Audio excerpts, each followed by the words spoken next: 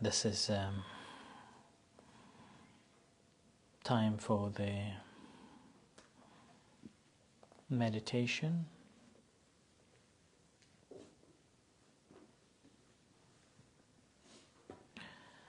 So sitting in a comfortable position, relax yourself.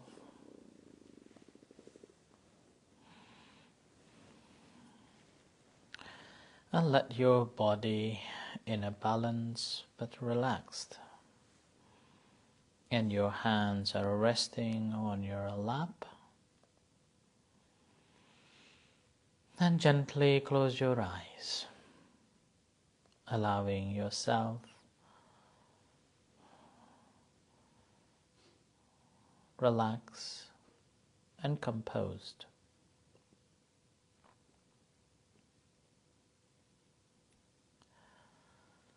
And reflecting on the virtues of the Buddha, Dhamma, and the Sangha with compassion, purity, and a wisdom, and offering ourselves to the Triple Zim for the safety, security, and guidance.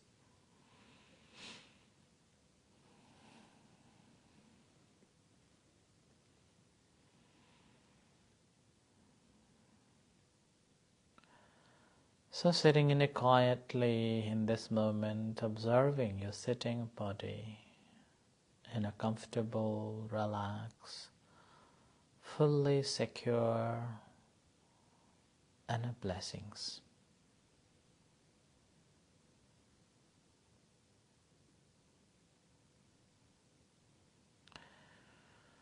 After you have offered to the Triple Zim, you may make a slight determination to sit motionless during this time.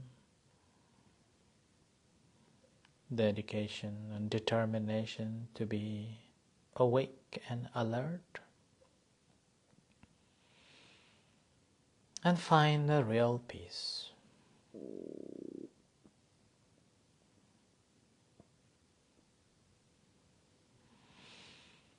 And you may take some deep breaths, about 2 to 3 deep breaths, just to relax yourself and release all unnecessary tensions.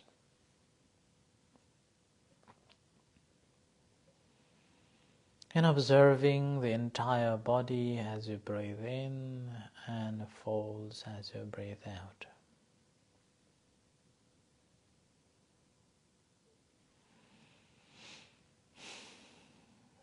And let the breath flows naturally, normally, in breath and out breath. A natural breath. Do not regulate nor interfere with this incoming breath and outgoing breath.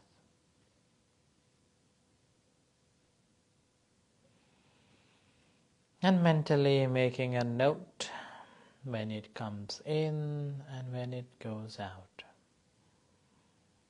When it comes in, mentally making a mental note in breath. When you are breathing out, out breath.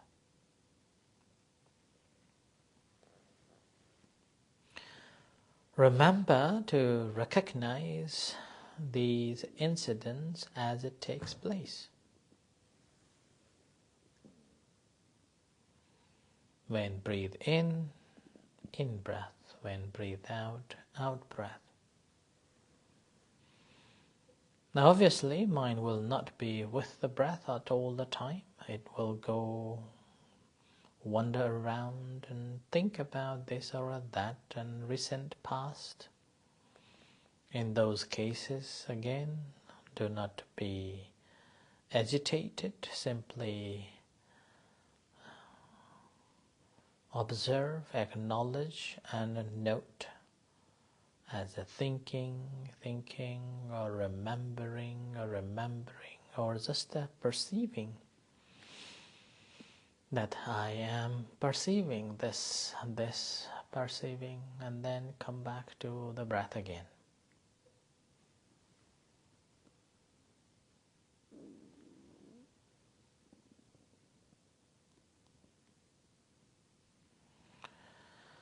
And after that, whenever mind goes off to something, thinking this or thinking that, wisely reflecting whether it is wholesome or unwholesome, beneficial or not beneficial.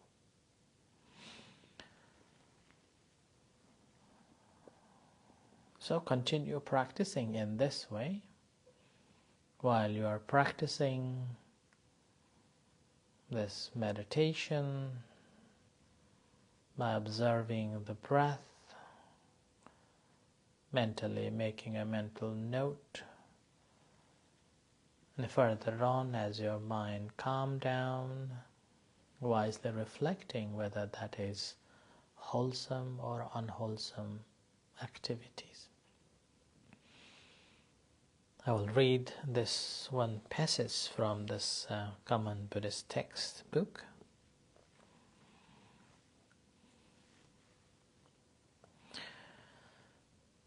When it was morning, the Blessed One dressed, and taking his bowl and outer robe, went to the Apana for the alms around. When he had wandered for alms in Apana and had returned from his alms around, after his meal he went to a certain grove of the day for the meditation. Having entered the grove, he sat down at one root of a tree and meditated. Potilaya, the householder, while walking and wandering for exercise, wearing full dress with a parasol and sandals, also went to the same grove, and having entered the grove, he went to the Blessed One and exchanged greetings with him. When this courteous and amiable talk was finished, he stood at one side. The Blessed One said to him, "Householder, there are seats. Sit down if you like." When this was said, the householder Potilaya considered, "The renunciant Gautama addressed me as a householder," and got angry and displeased. He remained silent. Second time the Blessed One said to him, The third time the Blessed One said to him, "Householder, there are seats. Sit down if you like." When this was said, the householder Potilaya considered, "The renunciant Gautama addressed me as householder," and angry, displeased, he said to this Blessed One, "Venerable Gautama, it is neither fitting nor proper that you address me as a householder. Householder, you have the aspects, marks, and signs of a householder. Gautama, nevertheless, I have given up all my works and cut off all my affairs. Householder, in what way have you given up all your works and cut off all your affairs?" said the Buddha. "Gautama, I have given all my wealth, grain, silver, and gold to my children as their inheritance. Without advising or admonishing them, I live merely on food and clothing. This is how I have given up all my works and cut off all my affairs. Householder, the cutting off of affairs, as you describe, it is one thing, but in the noble one's discipline, the cutting off of affairs is different. Householder, there are these 8 things in the noble one's discipline that lead to the cutting off of affairs. What are the 8? With the support of the non-killing of living beings, the killing of living beings is to be abandoned. With the support of taking only what is given, the taking of what is not given is to be abandoned. With the support of truthful speech, false speech is to be abandoned. With the support of undivisive speech, divisive speech is to be abandoned. With the support of refraining from rapacious greed is to be abandoned. With the support of refraining from spiteful scolding is to be abandoned. With the support of refraining from angry despair is to be abandoned. With the support of non-arrogance, arrogance is to be abandoned. These are the 8 things stated in brief without being expounded in detail that lead to the cutting off of affair in the noble one's discipline. The Buddha goes on to explain that each of the above faults is to be abandoned by realizing that if one did not abandon it, one would blame oneself, the wise would censure one would have a bad rebirth, and one would see that not abandoning it was a feather and a hindrance. He also gives many similes to illustrate the danger of sensual pleasures and the benefit of transcending them. After hearing all these, Venerable Sir, the Blessed One has inspired in me a love for a renunciant, confidence in renunciants, and reverence for renunciants. And then he renounced, becomes a monk. So this is the end of this summary of the sutta. It's called a Potiliya Sutta from Majjhima Nikaya. With this, now let's practice meditation for some times before we end tonight's practice.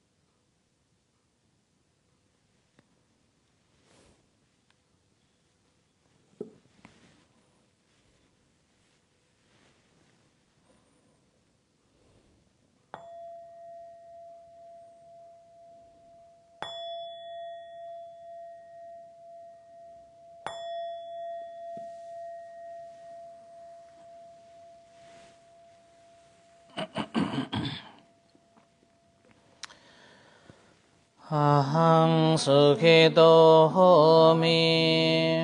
May I abide in well-being. Nidako Homi. In freedom from affliction. Avero Homi. In freedom from hostility. Abhaya Bhajo Homi. In freedom from ill will. Aniko Homi. In freedom from anxiety. Sukhi Hadanang Pariha. And may I maintain well-being in myself. Sabbe sata sukhita hontu. May everyone abide in well-being. Avira hontu. In freedom from hostility. Abhaya Bhaja hontu. In freedom from ill will. Anika hontu. In freedom from Sukhi hadanang pariharantu. And may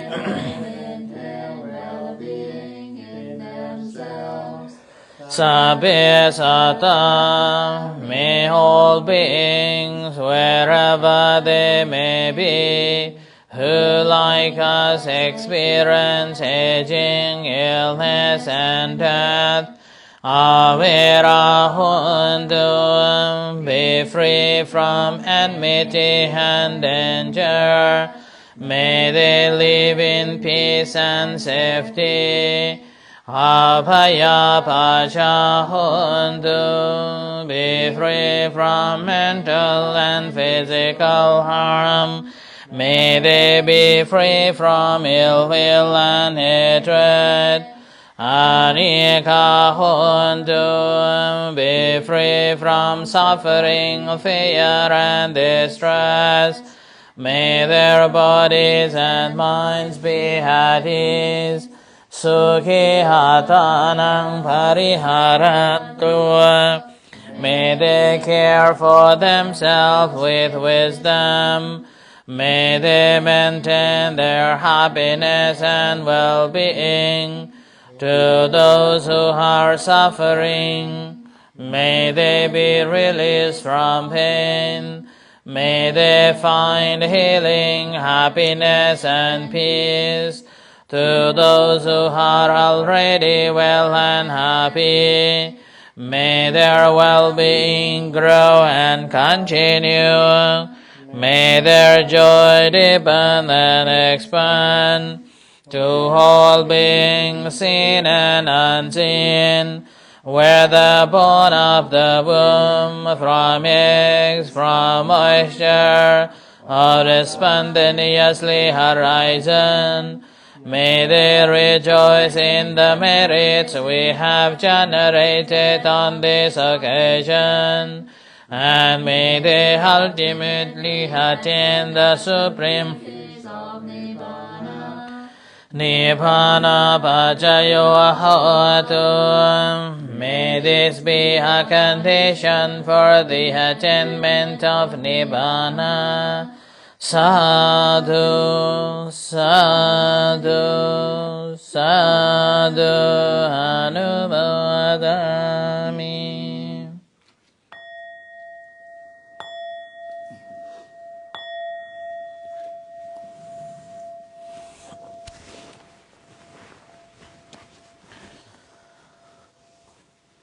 Arahang Samma Sambuddho Bhagava Buddhaṃ Bhagavaṃ Abhivademi.